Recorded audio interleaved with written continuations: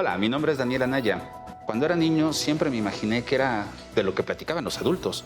Nunca supe si era sobre juguetes, figuras de acción, los caballeros del zodiaco. Y la verdad, pues no hablaban de eso. Hablaban de dinero, de deudas, de cómo terminar el fin de mes. Y es que ser adulto no está tan chido. No sé cómo lo sientes, pero yo no lo resuelvo todavía. Me sigo preguntando grandes cosas. Por eso te invito a que, cuando platiques con los chavitos, permítele saber de esto, saber sobre las grandes historias o los grandes problemas que tienes en este momento. Los chavitos tienen la necesidad de conocer, de aprender, de saber, y todo eso se engloba en la necesidad de enfrentarse al mundo, pero tampoco sin olvidar como las risas, la diversión, las caricaturas, el arte, la poesía, puesto que venimos a divertirnos, o al menos yo no lo sé de cierto, pero lo supongo, es una pista. Divertirse es parte de la vida. Te pido que te quedes con nosotros en Ciencia Aplicada porque nosotros nos la pasamos bomba haciendo este programa. Y pues nada, quédate con nosotros. ¡Ea! La despenalización del aborto en nuestro país es única en América Latina, a pesar de ser uno de los países primordialmente católicos en donde la Iglesia tiene una posición de poder importante. A partir de los impulsos de grupos feministas y el triunfo de la izquierda en la capital del país, en abril de 2007 la Ciudad de México aprobó la despenalización y comenzó a ofrecer el servicio en hospitales públicos e instituciones de salud. Yo soy Belén Carvente y en esta ocasión te invito a dialogar alrededor de la perspectiva evolutiva en torno al aborto y la anticoncepción. Acompáñame, esto es Puebla Científica.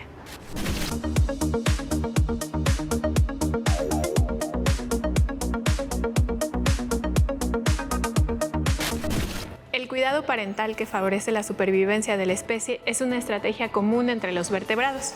Sin embargo, es un proceso muy costoso en tanto que las probabilidades de que una cría sobreviva aumentan conforme se aumenta la inversión de los recursos parentales. Esta inversión en una sola criatura disminuye la cantidad de recursos disponibles incluso para la supervivencia de los padres. Las crías humanas son producto de una gran inversión de nutrientes por parte de las madres, pues nacemos con una proporción de grasa corporal mayor a otros mamíferos. Somos los primates con el periodo de etapa infantil más extendido y, como consecuencia, no resulta una sorpresa que las sociedades primitivas desarrollaran ciertas conductas para administrar los recursos y así maximizar la cantidad de descendientes que llegarán a la etapa reproductiva. El infanticidio, entendido como toda práctica que restringe la inversión de recursos en la reproducción y que comprende métodos anticonceptivos, reabsorción de embriones en el útero, aborto, asesinato y el trato negligente a las infancias, representa uno de los mecanismos más eficientes que nuestra especie ha encontrado para eficientar recursos. Cabe mencionar que desde un punto de vista ético, sin duda es muy diferente poner fin a un embarazo que dejar morir de hambre a un niño o niña. Sin embargo, entender que las infancias no deseadas contienen el peligro latente de sufrir tratos negligentes pone en la mira la necesidad de garantizar el acceso a métodos anticonceptivos y a un aborto legal y seguro. Las hembras humanas difieren de otras madres en el tiempo que les toma formar un vínculo con sus crías. Mientras que entre las simias se establece casi de inmediato, entre las humanas es necesario un tiempo de convivencia e interacción de alrededor de 72 horas, dentro de las cuales, y según las estadísticas, se llevan a cabo la mayor parte de los abandonos, pues es en esta etapa cuando resulta menos doloroso para las madres. No tenemos certeza acerca del estímulo evolutivo que dio lugar al infanticidio como estrategia reproductiva. De acuerdo con la antropóloga Sarah Hardy, este mecanismo surgió tras la evolución agrícola, pues al mejorar las condiciones físicas de las mujeres y disminuir la intensidad de su actividad diaria, las ovulaciones se hicieron más regulares y constantes, favoreciendo la concepción de más hijos de los que podían atender. La hipótesis de Hardy sugiere que entonces, bajo situaciones de estrés como condiciones económicas desfavorecedoras, la ausencia de redes de apoyo durante el proceso de la crianza o deformidades del feto, las madres muestran una tendencia más marcada a deshacerse de sus crías. Sin embargo, Catherine Driscoll, profesora de Estudios Culturales y de Género en la Universidad de Sydney, cree que la tendencia al infanticidio debió tomar mucho más tiempo del que propone Hardy y concluye que debió surgir a inicios de la humanidad, permaneciendo como una práctica común en la sociedad actual. Es posible que en los países donde el infanticidio no es legal, simplemente pase desapercibido para las cifras oficiales, debido principalmente a la dificultad para distinguir entre el síndrome de muerte repentina y el asesinato por asfixia. Sin embargo, Kana Fuse y Edward Crenshaw, sociólogos de la Universidad de Ohio, analizaron las tasas de mortalidad infantil oficiales de 93 países de distintos niveles de desarrollo. encontraron que la supervivencia de las niñas con respecto a los niños son distintas según el nivel de desarrollo del país y que la probabilidad de supervivencia de las niñas se incrementa en lugares donde las mujeres tienen más oportunidades laborales y derechos garantizados. Cuando el contexto es limitado en recursos, estos se invierten mayormente en las crías cuyo sexo prometa ventajas. Por ejemplo, en aquellas sociedades donde la norma social permite un hombre con varias esposas, usualmente es la familia del novio quien paga a la de la novia, pero en las sociedades monógamas es la de la novia quien otorga la dote. Esta costumbre ha demostrado incrementar la negligencia, el abandono y el asesinato de niñas, además de estar asociada a prácticas violentas contra las mujeres por parte de su pareja y su familia. La crueldad que acompaña la práctica del infanticidio puede requerir de grandes y profundos cambios sociales. Sin embargo, esta se puede disminuir con el uso de anticonceptivos y con el acceso garantizado a un aborto seguro. Aún así, esto no siempre resulta en mejoras para la calidad de vida de las madres. Por ejemplo, en China, donde se practica el aborto primordialmente de niñas, como consecuencia de la ley de control poblacional que permitía tener solo una cría por familia, las tasas de violencia y suicidio eran mayores para las mujeres que para los varones, al menos hasta finales del siglo XX. Los detractores del aborto comúnmente argumentan que su práctica provoca un sufrimiento psicológico en las mujeres que lo realizaron. Sin embargo, un estudio dirigido por la doctora en psicología Antonia Bix, quien analizó el estado mental durante 5 años de mujeres que habían pasado por el proceso de un aborto, demostró que no provoca necesariamente una afectación psicológica. Sus resultados más bien sugieren que cuando las mujeres ya habían tomado la decisión de abortar y no pudieron, manifestaban ansiedad y una autoestima más baja con respecto a aquellas que se les permitía abortar.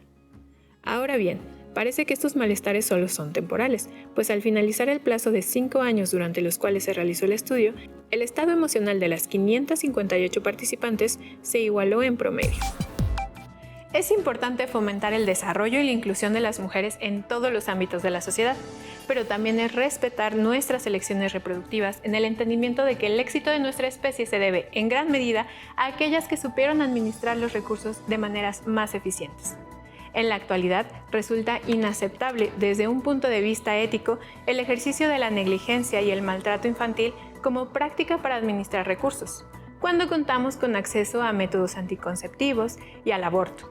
Déjanos saber tus opiniones en nuestras redes sociales y continúa con nosotros, que seguiremos hablando de más aquí en Ciencia Aplicada.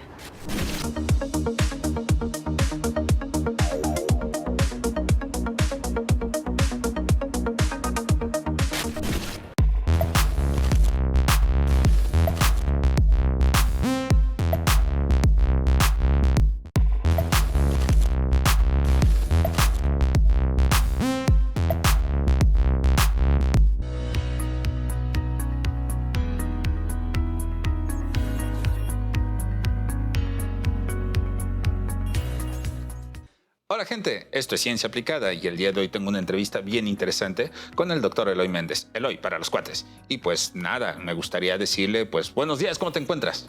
Bien, bien, gracias.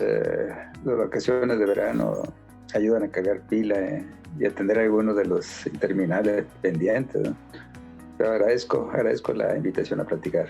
No, pues súper bien. Y bueno, la pregunta que te quiero hacer es, pues, ¿qué estás investigando en este momento? Es que la verdad luego las ciencias sociales no le entran tanto a la onda de la divulgación científica y lo que hacen, no sé, sociólogos, historiadores, antropólogos, psicólogos, pues luego no se sabe tanto. Entonces, ¿a qué estás dedicando tu investigación en este momento? Lo más general es que investigo sobre el paisaje, el arte, el patrimonio, el turismo. Y dentro de esta generalidad estudio en particular que obras literarias destacadas forman parte del paisaje y el patrimonio de comunidades locales que ahora se han convertido en atractivos para el turismo. Y el patrimonio en el que me concentro atención hoy día es la obra de literatos jaliscienses que destacaron en el periodo de la posrevolución. Estamos hablando más o menos de los años 40, mediados de los años 40 a mediados de los años 60 del siglo XX, por supuesto, entre los que están figuras que seguro conoces como Juan Rulfo, Mariano Azuela, Agustín Yáñez, Juan José Arriola. Más concretamente todavía estoy averiguando cómo los pueblos del sur de Jalisco entre los que están Sayula, Tuscacuesco, San Gabriel, otros como Apulco más pequeño, ¿no? Apulco, Tonaya. Forman parte de la ruta que se ha proyectado, la ruta turística Juan Rulfo, la ruta rulfiana. Un proyecto ya viejo que no se ha podido cristalizar ante la expectativa de impulsar el desarrollo local en un área deprimida a todo lo largo del siglo XX. Tras el desmantelamiento de las viejas haciendas de la posrevolución, cuyos dramas precisamente se registran en estas novelas, ¿no? El proyecto de investigación es muy interesante porque tiene de esos atractivos, ¿no? El literario, el del paisaje y el de la arquitectura. Te agradezco un montón, no manches, qué interesante. Y pues bueno, una de las preguntas que siempre le hago a casi todos los entrevistados es, pues, ¿qué fue lo que te motivó? ¿Qué movió esos hilos dentro de ti, pues, para estudiar esto y para dedicarte ya de por vida? Porque se me hace bien interesante esto que tú haces. Podría comentar hoy día que estaba en el fondo, lo que en aquel momento era una inquietud. Podría decir ahora que es el amor a la verdad, ¿no? Es decir, la búsqueda de explicaciones a la situación actual, el origen de eso, la trayectoria que ha seguido y cómo eso sirve para proyectar el futuro, ¿no? O sea, es el interés por construir sociedades y ciudades mejores, más justas, más humanas, ¿sí? No manches, qué buena onda. Y pues bueno, oye, una pregunta. Tú sabes que hay un montón de chavillos, chavitas, que pues están terminando la prepa, que se están preguntando qué voy a hacer de mi vida, ¿no? Y ya ves que luego están todas estas historias de tienes que escoger una carrera, no sé, abogado, médico, todas estas cosas horribles que la gente cuenta. ¿Tú qué le podrías decir a todos estos chavitos que están terminando sus carreras para acercarse a áreas como, no sé, de sociales, de humanidades, pues que nos permiten, no sé, en algunos casos, esto va a sonar muy existencialista, pero ser un poquito más humano?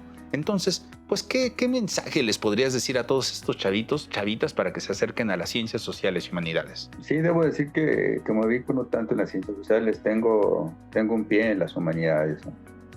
Tengo la formación de arquitecto y enseguida de urbanista, enfocando los problemas desde las humanidades, ¿no? Que son evidentemente problemas sociales. Los problemas, para que sean tales, tienen que ser sociales. Y los enfoco entonces los problemas desde las humanidades. La arquitectura y las ciudades sin duda son explicables desde las ciencias sociales y acudo a ellas para hacerlo, pero son también hechos artísticos, por lo que las artes me brindan herramientas para entenderlas.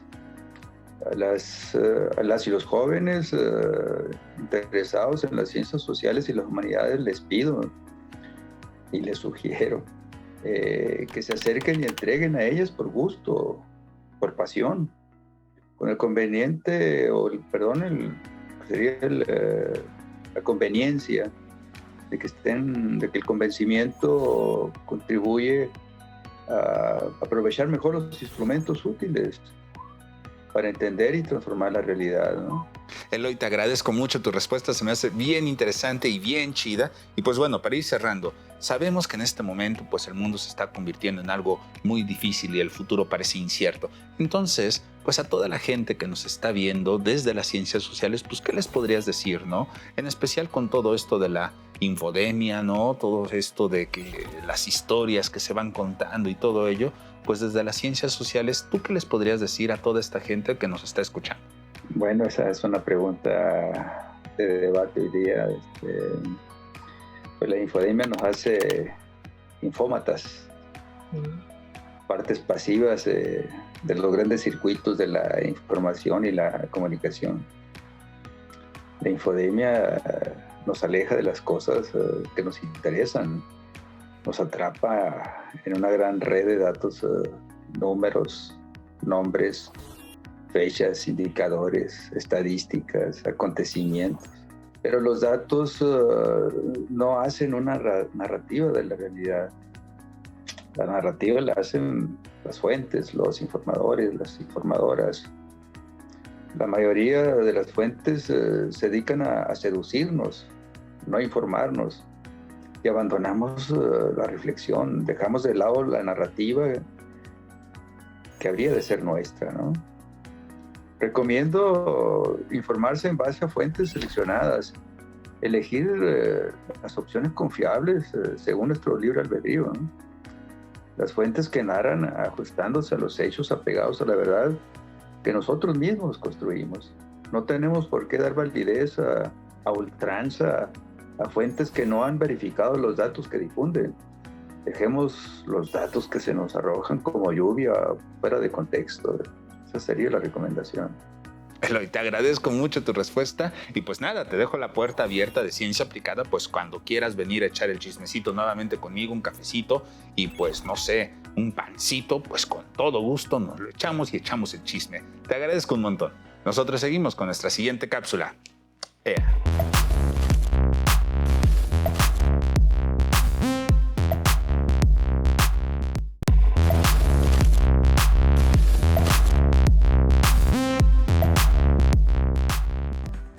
Estoy muy emocionada porque finalmente pude visitar los lavaderos de Almoloya, que están cerca del Paseo Viejo de San Francisco, del que hablamos el mes pasado. Qué bien, Angie. ¿Qué te parece si hablamos de ellos y de la función social que cumplieron en esta ciudad? Sí, justo fui a investigar más sobre el lugar y ya están abiertos para que la gente pueda ir a visitarlos. Ok. ¿Empezamos? Sí. Yo soy Ángela Bonilla. Y yo, Yatzel Roldán. Acompáñenos en Descubriendo Puebla.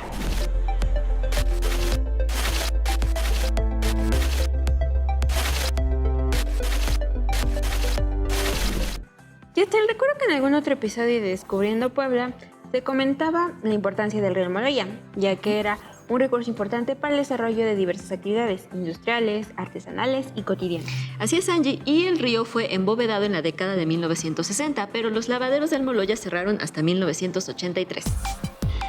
Los lavaderos toman su nombre del río que después fue conocido como San Francisco. La palabra Almoloya viene del náhuatl y significa agua que brota. De hecho, en el artículo Un testimonio de vida, luz de agua en los lavaderos de Almoloya, la doctora Ana María Huerta afirma que este nombre se aplica tanto a un sistema de manantiales de agua dulce que alimentaba el río y que se ubicaba sobre el lado poniente del cerro Xonacatepec, como a la zona localizada en el poniente de San Juan del Río. Se dice que los habitantes de los barrios de la zona iban al ojo de agua de Almoloya para celebrar el día de San Juan Bautista. Al parecer, en el plano de Medina de 1754, se representaba un lugar conocido como el Calvario con unos baños y manantiales que desembocaban en el río de San Francisco. Están ubicados en la actual 10 Norte entre la 10 y 18 Oriente. En estos lavaderos se lavaba ropa propia y ajena, y era una labor que llevaban a cabo las vecinas de los barrios de El Alto, Xanenetla, La Luz, Analco y San Antonio. Los lavaderos dejaron de funcionar en 1994, puesto que el gobierno estatal los clausuró, al incluirlos en el proyecto del programa del Paseo de San Francisco, que contemplaba su rescate y restauración. La doctora Huerta cuenta que al ser clausurados, la señora Luz María Campos tuvo que salir del lugar. Su vivienda se encontraba al interior de los lavaderos con el compromiso de vigilarlos por 50 años. En una entrevista que la doctora Huerta realizó, la señora Luis María Campos, se cuenta que la gente que llegaba a los lavaderos venía de diversas partes de la ciudad, como San Baltasar, e incluso de otros municipios como Acatzingo. Lo que atraía a la gente era que en los lavaderos de Almoloya no se cobraba por su uso. Además, hubo una época en la que se abría a las 6 de la mañana y se cerraba a las 7 de la noche. Doña Luz María se encargaba también de observar el correcto funcionamiento del lugar y las buenas maneras de la gente que llegaba. En la misma entrevista, doña Luz María Campos contaba que los estudiantes tendían la ropa detrás de los lavaderos, en una lomita. Las demás personas se llevaban la ropa mojada en cubetas para tenderla en su casa. Recordaba que para lavar la ropa se utilizaba el conocidísimo y ahora muy valorado jabón Sote, o un jabón elaborado por la familia Ochoa que vivía en la 14 Poniente. Este era conocido como jabón de lejía. La señora Luz María Campos rememoraba su oficio como lavandera, un oficio al que también estaba aparejada la demanda de servicios que permitieran mejorar las condiciones de trabajo doméstico. Para algunas mujeres, el oficio de lavandera fue y sigue siendo la única opción laboral para ganar dinero. De hecho, la doctora Ana María Huerta afirma que las lavanderas fueron requeridas desde la fundación de la ciudad. Las lavanderas fueron solicitadas por mujeres españolas y criollas, especialmente por aquellas que después de dar a luz pasaba por un periodo de cuarentena, que las imposibilitaba a realizar las tareas domésticas en las que se encontraba el lavado de la ropa. Algunas mujeres, además de lavanderas, también ejercían el oficio de parteras, y parte de su trabajo incluía el cuidado de la madre antes, durante y después del nacimiento del niño o la niña.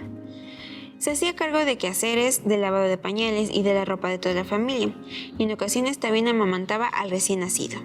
Ser lavandera en el siglo XVI era un oficio más que arduo, puesto que se tenían que buscar los lugares en los que nacía el agua, como manantiales, ríos o lagunas ubicados fuera de la traza urbana. Así, había que cargar el bulto de ropa, elaborar el jabón y buscar una piedra en la que se pudiera tallar. Este oficio fue ejercido por indígenas, negras y mulatas, y se cuenta que acostumbraban lavar sus vestidos y bañarse después de haber lavado la ropa ajena y haberla puesto a asolear. Algunos vecinos se quejaban de dicha práctica, puesto que la consideraban inmoral. Además, algunos de ellos afirmaban que las lavanderas afeaban la vista del entorno urbano de las casas cercanas a los cuerpos de agua. Esto tuvo como consecuencia una serie de prohibiciones y desalojos en dichos lugares, y así tuvieron que realizar su oficio dentro de la ciudad. En sus investigaciones, la doctora Huerta Jaramillo encontró que a mediados del siglo XVI, al no haber agua corriente en las casas, se lavaba ropa, trastes y otros objetos en las alcantarillas, lugares en los que se colectaba el agua corriente y pluvial de la ciudad, lo que una vez hizo que los vecinos protestaran.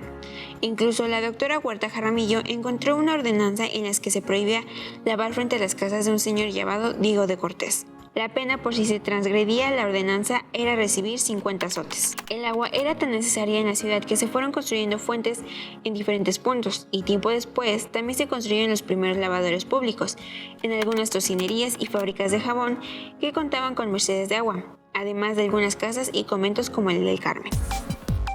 Se dice que los lavaderos de Almoloya fueron motivo para que las mujeres se hicieran escuchar al pedir mejores condiciones de este lugar. En diferentes escritos solicitaron, por ejemplo, la limpieza del desagüe. Otra queja fue la venta de predios cercanos, ya que les quitó espacio para solear la ropa.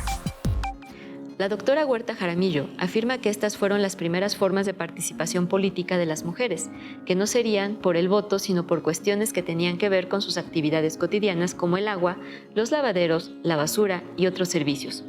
Los lavaderos se convirtieron durante varios siglos en espacios de convivencia y socialización tanto para las mujeres como para sus hijos. Los lavaderos en Almoloya que hoy podemos visitar, en los que hay una pileta central que distribuía agua a 20 lavaderos, se construyeron en 1863, después de la demolición de otros más antiguos que eran muy dañados.